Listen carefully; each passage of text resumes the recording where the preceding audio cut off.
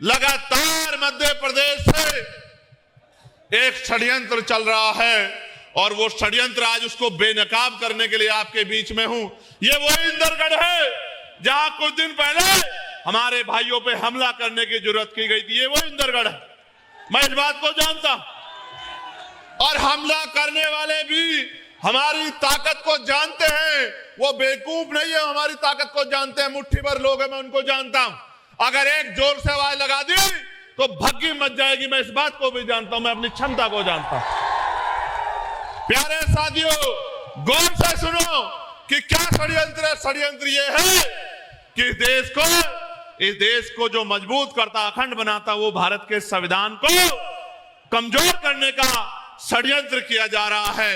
उस संविधान को कुचलने का षड्यंत्र किया जा रहा है और देश जानता है, विरोधी जानता है, दुश्मन जानता है। जब तक बाबा साहब को मानने वाले हैं, जब तक फूले को मानने वाले हैं, जब तक साहू को मानने वाले हैं, जब तक इन बहुजन महापुरुषों को मानने वाले लोग हैं, तब तक वो लोग इस काम को नहीं कर सकते। इसलिए जानबूझ के वो अंदर अंदर एक आंदोलन चला रहे हैं कि बाबा साहब अंबेडकर अगर संविधान निर्माता नहीं रहेंगे, इस बात को लोगों के अंदर बात चली जाए तो आप महसूस करना कितनी गहरी बात बता रहा हूं।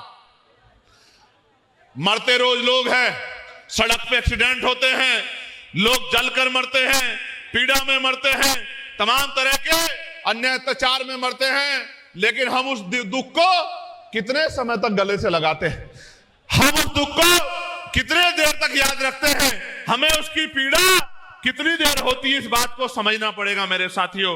वो जानते हैं अगर इनके मन से बात निकल जाए कि बाबा साहब अंबेडकर संविधान निर्माता नहीं है, तो अगर कल हम संविधान को बदलने की कोशिश करेंगे तो ये लोग चुप हो जाएंगे, क्योंकि ज्यादा देर ये दुख नहीं रख पाएंगे मन में। और जब तक ये बात इस देश के इतिहास पर लिखी है, इस देश की छाती पर लिखी है कि बाबा साहब अंबेडकर संविधान निर्माता है, किसी की मां ने दूध नहीं पिलाया कि वो संविधान की तरफ आंख उठा के देख ले। मेरी बात को आप याद रखना।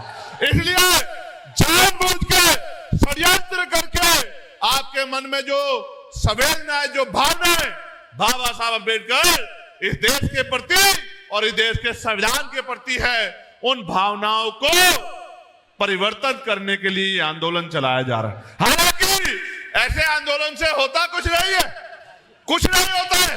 यह आंदोलन आज नहीं चला, ये तो 1980 से पहले, जब तक मान्यवर काशीराम साहब उनके साथी सड़कों पे आके समाज को जागरूक नहीं कर रहे थे, उससे पहले भी बाबा साहब को इन्हीं शब्दों से अपमानित करने का काम देश के नेता करते थे, चाहे वो कोई भी पार्टी के लोग रहे हो, किसी भी संगठन के लोग रहे हो। ये वही भारत है जिसमें बाबा साहब अंबेडकर की शव यात्रा निकाली गई, ये वही भारत है जीते जी बाबा साहब अंबेडकर को अपमानित किया गया, इतना पढ़ने के बाद, इतना ज्ञान हासिल करने के बाद और देश को संविधान रूपी इतनी बड़ी शक्ति देने के बाद उनको अपमानित किया गया।